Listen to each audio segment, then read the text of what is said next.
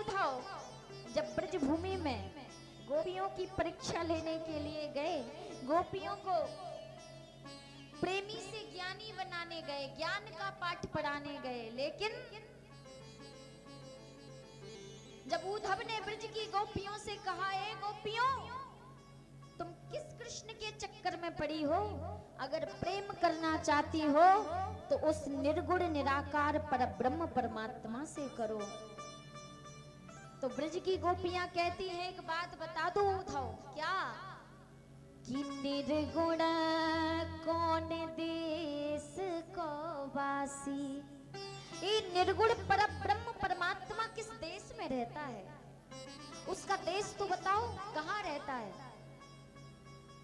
कैसो वरणे भेष है या को, ये दिखने में लगता कैसा है, कैसा दिखाई पड़ता है? उद्धव ने कहा, निर्गुण परब्रह्म परमात्मा का कोई आकार नहीं होता, ये निराकार होता है।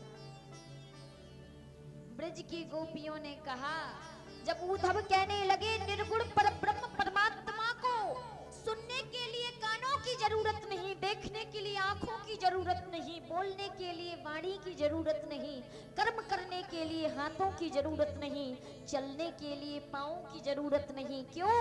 क्योंकि बिन पग चलाए सुनाया बिन काना, बिन पग चलाए सुनहे बिनु काना, बिन पग चलाए, बिन पग चले सुनहि बिनु काना, बिन पग चलाए सुनहि बिनु काना। कर बिन कराम करे विधि नाना, कर बिन करम करहु विधि नाना, कर बिन कराम करे विधि नाना, कर बिनु करम करे विधि नाना। उद्धव ने कहा ब्रज की गोपियों से, गोपियों, उस परमात्मा को देखने के लिए दृष्टि की आवश्यकता नहीं, चलने के लिए पांव की जरूरत नहीं, सुनने के लिए कान की जरूरत नहीं। वो बिना कानों के सुन सकता है, बिना आंखों के देख सकता है, बिना पांवों के चल सकता है, बिना वाणी के बोल सकता है। ब्रज की गोपियों ने कहा, सुनो उद्धव, तुम अपने आंखों का चश्मा बदल लो। क्यों? बोले, मेरे जिस कृष्ण को तुम निर्गुण निराकार बता रहे हो, तुम कह रहे हो उसके हाथ नहीं, तुम कह रहे हो उसकी आंख नहीं, तुम कह रहे हो उसके मुंह नहीं। अगर उसके हाथ ना होते तो उसने 7 कोस के गिरिराज गोवर्धन को अपनी कनिष्ठिका उंगली के नख पर कैसे धारण कर लिया?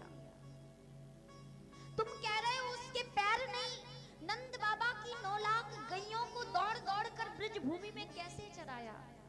तुम कह रहे हो उसकी बाड़ी नहीं, तो उसने हम गोपियों के माखन को चुरा चुरा के कैसे खाया?